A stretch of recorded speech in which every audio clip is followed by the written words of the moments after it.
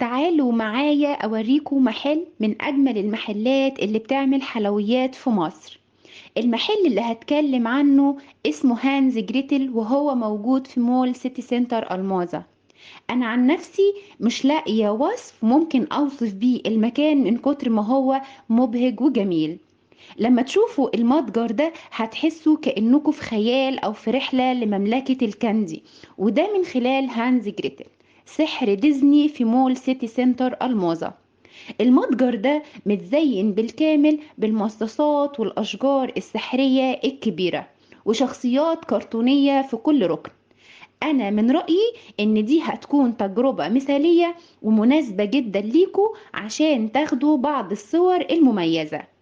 الجمال والبهجة ما وقفوش عند الديكور المميز وبس، لأ، هناك هتلاقوا حلويات عالمية ممكن تشوفوها لأول مرة في هانز جريتل. حلويات من جميع أنحاء العالم، وده عشان تشبع روح الطفل الداخلي، زي تشيميني كيكس الرقيقة بالقرفة اللي محشية بالآيس كريم، ومصاصات كتير قوي، وكاندي، وصوصات.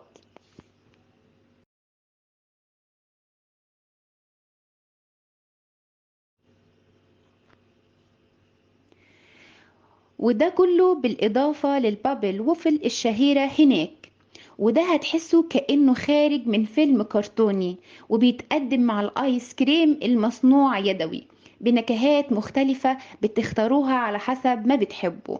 والفواكه والحلويات اللي بتتقدم على شكل منازل مصنوعة من الوافل والحلويات المليانة بكل السعادة اللي ممكن تتخيلوها.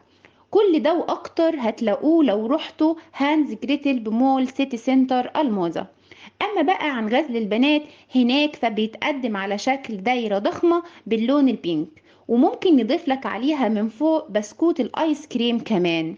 تعرفوا ان هانز جريتل دي ليها قصة؟ هنحكي القصة مع بعض عشان اللي ما يعرفش القصة يعرفها.